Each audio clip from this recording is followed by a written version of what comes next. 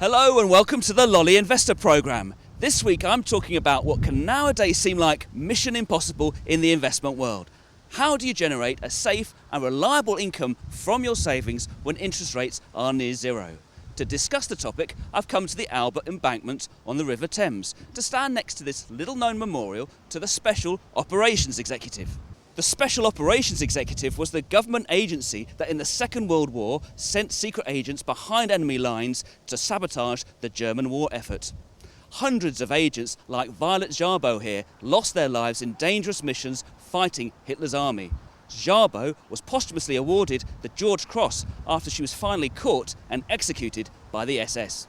Now, I'm not suggesting you take up arms, blow up bridges or die for your country in the battle for investment income, but make no mistake about it, there is an economic war going on. Central banks are waging a war against the deflationary forces that were unleashed by the banking crisis and the bursting of the credit bubble in 2008. Now, whether investors are soldiers or victims in that war depends upon your point of view. Faced with chronically low savings rates, you could say investors are a bit like special agents. Their mission, should they choose to accept it, is to leave the bank or building society and go in search of assets that will yield a real income after inflation without endangering their capital.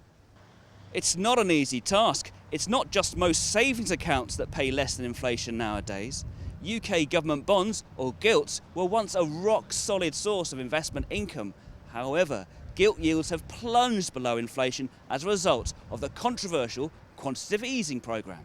Under QE, the Bank of England and the US Federal Reserve are creating trillions of pounds of new money and are using it to buy gilts and treasuries, which is the name for American government bonds. They're doing this so as to lower long-term interest rates rather than the short-term cost of borrowing that they normally adjust.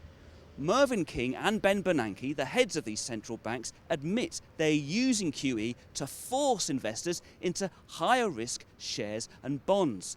Their hope is that the flow of money from the savings public will boost the stock market and make it easier for companies to raise money. There is a less positive way of looking at this though. You could say investors are refugees in this war and deflation, forced by the central banks to take to the road in search of riskier and riskier investments to gain the income they need.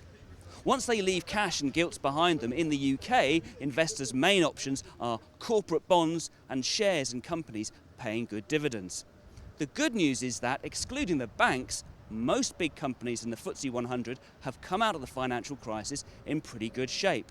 They're paying good levels of interest to their bondholders and a growing level of dividends to their shareholders. However, with shares and bonds, your capital is never guaranteed and there's always the risk you may not get back the money you put in. Moreover, our blue chip companies may struggle to continue paying good investment income if we fall back into a serious recession. Also, some of these bonds and shares have become quite expensive as investors have sought them out. This reduces the amount of income they yield to new investors.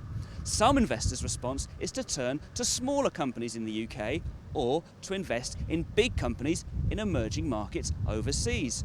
There's a lot of merit in both these approaches, but both open investors up to other risks. There's no getting away from it. Investors looking for income nowadays are in a tight spot. However, with research, it is still possible to find good income-producing investments that don't involve too much risk. How you do that is a topic for another time.